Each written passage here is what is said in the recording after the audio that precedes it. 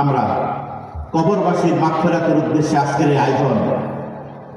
কবরের মধ্যে যখন রাখা হয় মানুষকে, কেউ কি যায় তখন কবরের মধ্যে? কেউ যায় না, শুধু লাশ রেখে দিয়ে সবাই চলে আসে। কবর প্রত্যেক দিন মানুষকে ডাক দিয়ে বলে, হে মানুষ সাবধান, আমি অন্ধকার ঘর, আমি পোকামাকড়ের ঘর, আমি একাকিত্বের ঘর, অতএব সাবধান সাবধান, অনেক আমল না নিয়ে কিন্তু আমার কাছে আইসো না। 5 বার বলে কবর, কয়বার বলে? 5 বার ডাকতে। আমি অন্ধকার ঘর, আমার মধ্যে কোনো আলো পাবা না, কোনো আলো নেই, পৃথিবীর কোনো লাইট আমার মধ্যে জ্বলবে না, কিছুই জ্বলবে না আমার মধ্যে, কোনো বন্ধু বান্ধব কিছুই আমার মধ্যে পাবা না, যেটা আমরা দেখতেছি। কিন্তু বন্ধু আমার, মায়েরকে যখন কবরের মধ্যে রেখে দিয়ে আসবা, তখন পৃথিবীর জমিনের মধ্যে যারা 5 ওয়াক্ত নামাজ সুন্দর করে আদায় করবে, আসসালাতু আলা রাসিল মাইয়িত ফিল কবর, কবরের মধ্যে নামাজটা মাইয়িতের মাথার পাশে গিয়ে দাঁড়িয়ে থাকবে। বলেন আল্লাহু আকবার, আর জোরে বলেন আল্লাহু আকবার। এ ভাইরা ভাই, দুনিয়ার কোনো মানুষ যেখানে নাই, সেখানে আল্লাহ পাক রব্বুল আলামিন বন্ধুর কোনো অভাবই সেখানে তিনি রাখলেন না। কিন্তু যদি ব্যালেন্সটা যদি করা যায়, ব্যালেন্স না থাকলে তো রাজশাহী নিয়ে টাকা পাবেন না। তাহলে কবরে যাওয়ার আগে ব্যালেন্সটা ঠিক করতে হবে। সেই ব্যালেন্স হলো কি? নামাজ। ভাই আমার, কবরের মধ্যে নামাজটা কোথায় থাকবে? বলেন কোথায় থাকবে? এ মাইয়েতের কোথায় থাকবে নামাজ? মাথার কাছে। আসসালাতু আলা রাসিল মাইয়িত, মাইয়েতের মাথার কাছে, মানে কবরের উত্তর পাশে যেখানে মাইয়েতের মাথা থাকে, মাইয়েতের মাথার পাশে গিয়ে নামাজ দাঁড়িয়ে থাকবে। জোরে বলুন মুসলমান, আল্লাহু আকবার। চারটিখানি কোনো কথা নয়। প্রিয় ভাইরা, যারা নামাজ আদায় করবে, যার আমলনামার মধ্যে নামাজ আছে, ওই নামাজটা তো যাবে। আর যদি নামাজ না থাকে তাহলে কি যাবে?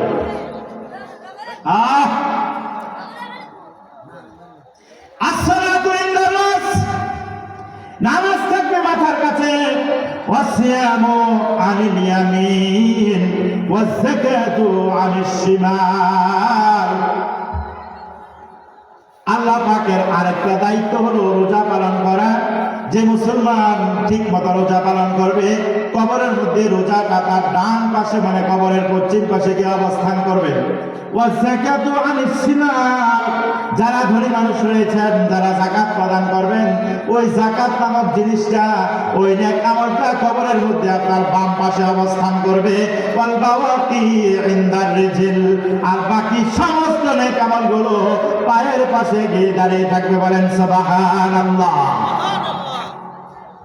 ভাই আমার, দিক কয়টা? 4টা। পূর্ব, পশ্চিম, উত্তর, দক্ষিণ। উত্তর দিকে মানে মাথার পাশে থাকবে নামাজ, পশ্চিম পাশে থাকবে রোজা, পূর্ব পাশে থাকবে যাকাত, তামাম জিন্দেগির সমস্ত ভালো কাজগুলো থাকবে দক্ষিণ পাশে, কবরের পায়ের কাছে, মাইয়েতের পায়ের কাছে দাঁড়িয়ে থাকবে। প্রত্যেকটা মৃত ব্যক্তিকে জাহান কবরের মধ্যে যখন রেখে দেওয়া হয়, বন্ধু আমার, উপরে ছাউনি দিয়ে মাটি দিয়ে যখন চলে আসতে শুরু করে, ঠিক ওই মুহূর্তে কবরের মধ্যে ওই কবরওয়ালা ওই মরহুমের ওই মাইয়েতের ভিতরে রূহ দিয়ে তাকে জীবিত করে দেওয়া হয়। কবরের ভিতরে ব্যক্তি জীবিত হয়ে মানুষগুলো যে কবর ছেড়ে চলে যাচ্ছে, ওই জুতার চটচট চটচট আওয়াজ সে কবরের মধ্যে থেকে শুনতে পায়। ভাই আমার, কবর দিয়ে আমরা যখন চলে আসি, জুতার যে আওয়াজ, জুতা পায়ে থাকে না আমাদের, জুতার যে আওয়াজ, ওই আওয়াজটা কবরওয়ালা শুনতে পায়। তার মানে কবর থেকে একটু দূরে, কয়েক হাত দূরে আসলেই কবরের ভিতরে ফেরেশতা চলে আসে এবং ওই মাইয়াতকে জীবিত করে ফেলে। ভাই আমার, ইয়াসমাউ সাওতা নালিহি, সে সেখানে তাদের জুতার আওয়াজ সে কি করতে পায়? শুনতে পায়। বন্ধু, অবস্থা বড় বেগতিক। নামাজি মানুষকে যখন কবরের মধ্যে রেখে দেওয়া, দুজন ফেরেশতা, একজনের নাম হলো মুনকার, আরেকজনের নাম হলো কি? নাকির। একজনের নাম মুনকার, আরেকজনের নাম কি? নাকির। দুজন ফেরেশতা কবরের মধ্যে আসতে থাকবে। প্রিয় ভাইরা আমার, যখনই কবরের উত্তর দিক থেকে তারা আসতে থাকবে, দেখতেছে মায়ের চতুর্দিকে কারা জানি পাহারা দিয়ে তাকে ঘিরে রেখেছে। পৃথিবীর জমিনের মধ্যে মুমূর্ষু অবস্থায় লোকটা যখন থাকে, খাটের চতুর্পাশে তার ছেলে মেয়ের আত্মীয় স্বজনরা বসে থাকে, বসে বসে কালিমা শরীফের তালকিন দিতে থাকে, বলো লা ইলাহা ইল্লাল্লাহ, লা ইলাহা ইল্লাল্লাহ, বলে না? আরেকটা মাসালা মনে রাখেন, মুমূর্ষু অবস্থায় ওই ব্যক্তিকে কোনোদিন অতিরিক্ত কোনো কথা বলবেন না। বাবা কেমন লাগে আপনার, একটু জুস খাবেন, নো, এই ধরনের কোনো কিছু বলবেন না। শুধু বলবেন আপনি পড়ুন লা ইলাহা ইল্লাল্লাহ। যদি পড়তে পারে পড়বে, যদি পড়তে না পারে তাহলে এটাও বলবেন না যে আপনি বলেন, আপনি বলেন। শুধু তার কানের কাছে ছোট্ট আওয়াজে শুধু বলবেন লা ইলাহা ইল্লাল্লাহ, লা ইলাহা ইল্লাল্লাহ। সে যদি মুখে বলতে না পারে, সে মনে মনে কি করবে সেটা বলবে। দ্বীনের নবী ডাক দিয়ে বলেছে, যার জীবনের শেষ কথা হবে লা ইলাহা ইল্লাল্লাহ ফাদাখালাল জান্নাহ, যে ব্যক্তির জীবনের শেষ কথা হবে লা ইলাহা ইল্লাল্লাহ, ওই ব্যক্তি মৃত্যুবরণ করার সাথে সাথে জান্নাতের মধ্যে প্রবেশ করবে। তাহলে এই অন্তিম মুহূর্তে বাবা কেমন লাগে? এই কথাটা আপনি বললেন, আর লোকটা মুখে বললো যে বাবা ভালো লাগে না বেশি, তারপরে দ্বিতীয়বার যদি সে মুখ দিয়া লা ইলাহা ইল্লাল্লাহ বলতে না পারলো, তাহলে তো আপনি তার জিন্দেগিটা বরবাদ করে দিলেন। এই জন্য কোনো কিছু বলবেন না ভাইরা আমার, বন্ধুরা আমার, শুধু একটা কথা লা ইলাহা ইল্লাল্লাহ, লা ইলাহা ইল্লাল্লাহ। এটাকে বলে তালকিন। এটাকে কি বলে? কালিমা তালকিন। এটা দিতে থাকবেন। নামাজ দাঁড়িয়ে যাবে মাথার কাছে, মুনকার নাকির কবরের ভিতরে ঢুকতে গিয়ে দেখবে চতুর্পাশে কোনো পাহারাদারের অভাব নাই। বলেন না সুবহানাল্লাহ? পাহারাদারের কোনো, কিন্তু ভাই আমার দুনিয়ার কোনো পাহারাদারেরা, আর কি দুনিয়ার কোনো পাহারাদার? উত্তর দিক দিয়ে যখন মুনকার নাকির কবরের ভিতরে ঢুকতে যাবে,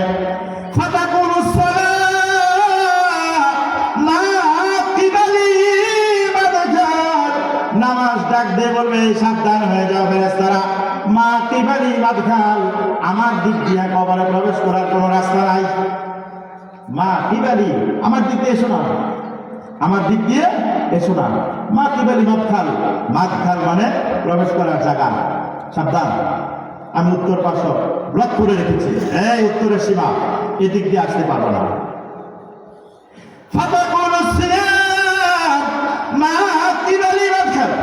পশ্চিম দিকে থাকা বান্দার সেই সিয়াম রোজা ডাক দিয়ে মুনকার নাকিরকে লক্ষ্য করে বলবে, মা কিবালি মাদখাল, আমার দিক দিয়ে তুমি ঢুকতে পারবে না, কোন রাস্তা নাই, ব্লক করে রেখেছি। কবরের পূর্ব পাশে থাকা যাকাত নামক জিনিসটা ডাক দিয়ে বলবে, সাবধান সাবধান সাবধান রে মুনকার নাকির, পূর্ব দিক দিয়েও কিন্তু কবরের মধ্যে ঢুকতে পারবে না, ঢুকার কোনো রাস্তা নাই। উত্তর দিক বন্ধ। কে বন্ধ করেছে উত্তরের রাস্তা? কে? বলতে হবে ভাই, ও আজ কিছু বাড়িতে নেওয়া লাগবে না। পশ্চিম দিকটা বন্ধ করলো রোজা, পূর্ব দিকটা বন্ধ করলো যাকাত। দক্ষিণ দিক দিয়ে কবরের ভিতরে ঢোকার চেষ্টা করলে দক্ষিণ দিকের আমলগুলো তারাও বলবে, মা কিবালি মাদখাল, আমার দিক দিয়ে ঢোকার কোনো রাস্তা নেই। চতুর্দিক দিয়ে ব্যারিকেড দিয়ে দেওয়া হলো। এবার মুনকার নাকির কবর বেকায়দার মধ্যে পড়ে যাবে। ডাক দিয়ে বলবে, মাবুদ, তোমার কোন বান্দার কবরের মধ্যে পাঠাইলা সওয়াল করার জন্য, জবাব শোনার জন্য? কবরের সীমার ভিতর তো আমরা যাইতে পারি না, কবরের কাছে তো যেতে পারি না, কার কবরে পাঠাইলা? আমার বাবু ডাক দিয়ে বলবে মুনকার নাকির রে, ওই খবরের মধ্যে তোরা যাইতে পারবি না। এমন পাহারাদার জীবনে সে তৈরি করে রেখে এসেছে, যে পাহারাদাররা তাকে পাহারা দিবে রে, কিয়ামত পর্যন্ত তাকে পাহারা দিতে থাকবে। জান্নাতের মধ্যে পৌঁছে না দিয়ে ওই পাহারাদাররা তার থেকে আলাদা হবে না। আসল বন্ধু কারা রে ভাই? আসল বন্ধু কারা? তারাই তো, তাই না ভাইরা আমার? একটা ভালো কাজ করবেন, এটা পায়ের পাশে গিয়ে পেয়ে যাবেন। একটা ভালো কাজ করবেন, পায়ের কাছে গিয়ে পেয়ে যাবেন। আল্লাহ পাক রব্বুল আলামিন কোরআনুল কারীমের মধ্যে বয়ান করেছেন, ফামান ইয়ামাল মিসকালা যাররাতিন খায়রান ইয়ারা ওয়া মান ইয়ামাল মিসকালা যাররাতিন শাররান ইয়ারা। বান্দা, এক জাররা পরিমাণ ভালো কাজ করবা, সেটা পেয়ে যাবা, সেটা পেয়ে যাবা। সেটা কেবলমাত্র পাবা না, তার প্রতিদানটাও পাবা। ভাইরা আমার, আর এক জাররা পরিমাণ মন্দ কাজ করবা, সেটাও তুমি দেখতে পারবা। সেটারও যে তিরস্কার, সেটারও যে অভিশাপ, পাপের যে প্রায়শ্চিত্ত, সেটা তোমাকে ভোগ করতে হবে। ভাইরা আমার, মানুষ আমরা পাগল হয়ে যাব, আমরা বেহুশের মতো ছুটাছুটি করতে থাকবো। আল্লাহ পাক কোরআনুল কারীমের মধ্যে বলেছেন, মা লিহাদাল কিতাব, এটা কেমন কিতাব রে? আমল নামাকে লক্ষ্য করে মানুষ বলবে। আল্লাহ পাক রব্বুল আলামিন অগ্রিম জানিয়ে দিয়েছেন কথাটা। কথাটা বলবে হাসরের দিন। কখন বলবে? হাসরের দিন। যে কথাটা আল্লাহ পাক পৃথিবীর মানুষকে মন্দ কাজ ছেড়ে ভালো কাজ করার জন্য উৎসাহিত করতে আল্লাহ পাক রব্বুল আলামিন কোরআনুল কারীমে বয়ান করে দিয়েছেন, মা লিহাদাল কিতাব, এটা কেমন কিতাব রে? লা ইউগাদিরু সাগীরাতান ওয়ালা কাবীরাতান ইল্লা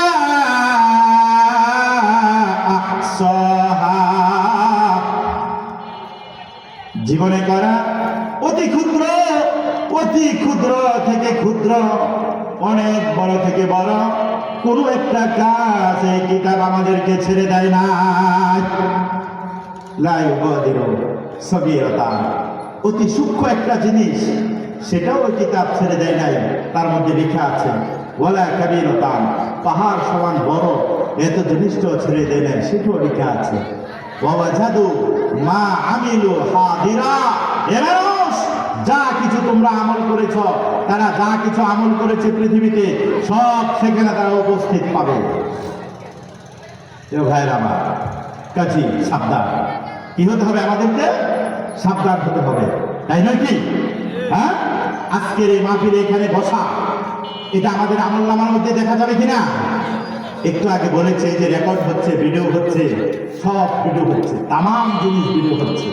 ময়দানে হাসরে যখন দেখা যাবে, তখন অতি আনন্দিত হব আমরা যে আমরা কোরআনের মজলিসের মধ্যে বসেছিলাম, আমরা সুন্নাহর মজলিসের মধ্যে বসেছিলাম।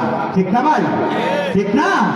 এটা আমাদের নাজাতের উসিলা আল্লাহ রাব্বুল আলামিন করে দিয়ে আমাদেরকে মাফ করে আমাদেরকে জান্নাত পর্যন্ত পৌঁছে দিতে পারে। ঠিক কিনা? তো ভাইরা ভাই, সব আমল পায়ের পাশে গিয়ে বসে পড়বে, জাগাই দিবে না। আল্লাহ পাক রব্বুল আলামিন বলবেন, মুনকার নাকির, এখানে আর তেমন কোনো কিছু করে তোমাদের লাভ নাই, তোমরা দূর থেকে তাকে যা জিজ্ঞাসা করার জিজ্ঞাসা করে চলে আসো। দূর থেকে জিজ্ঞাসা করে